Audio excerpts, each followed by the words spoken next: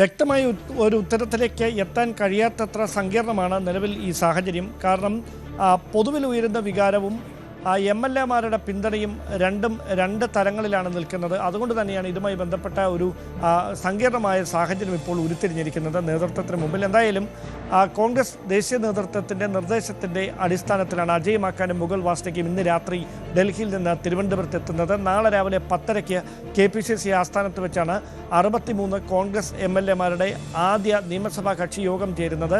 അതിനു മുന്നോടിയായി അനൗദ്യോഗികമായി എല്ലാ എം.എൽ.എമാരോടും ഇന്ന് തന്നെ തിരുവനന്തപുരത്ത് എത്താനുള്ള നിർദ്ദേശം കോൺഗ്രസ് നേതൃത്വം നൽകിക്കഴിഞ്ഞു. ഇന്ന് വൈകിട്ടോടെ ഭൂരിപക്ഷം എം.എൽ.എമാരും ഇവിടെ എത്തും. ശേഷിക്കുന്നവർ നാളെ രാവിലെ തന്നെ ഇവിടെ എത്തും. അങ്ങനെ ഈ 63 പേരിൽ നിന്ന് വ്യക്തിപരമായി അവരുടെ അഭിപ്രായം എന്താണ്, ആര് മുഖ്യമന്ത്രിയാകണം എന്ന കാര്യം വിശദമായി ചോദിച്ചറിഞ്ഞതിന് ശേഷമായിരിക്കും തുടർ നീക്കങ്ങളിലേക്ക് ഹൈക്കമാൻഡ് കടക്കുക, ഈ പ്രതിനിധികൾ കടക്കുക. ഈ നിയമസഭാ കക്ഷി യോഗത്തിൽ കൂടി അവർ പങ്കെടുത്തതിന് ശേഷമായിരിക്കും ഡൽഹിയിലേക്ക് മടങ്ങുക. അതിന് മുന്നോടിയായി ഒരുപക്ഷെ ഘടകകക്ഷി നേതാക്കളുമായും അതോടൊപ്പം സംസ്ഥാനത്തെ മുതിർന്ന കോൺഗ്രസ് നേതാക്കളുമായും മുൻ KPCC അധ്യക്ഷന്മാരുമായി എല്ലാം അവർ കൂടിക്കാഴ്ച നടത്തും. അതിനുശേഷം ഇവിടെ നിന്ന് ലഭിക്കുന്ന അഭിപ്രായങ്ങൾ ദേശീയ നേതൃത്വത്തെ അവർ അറിയിക്കും.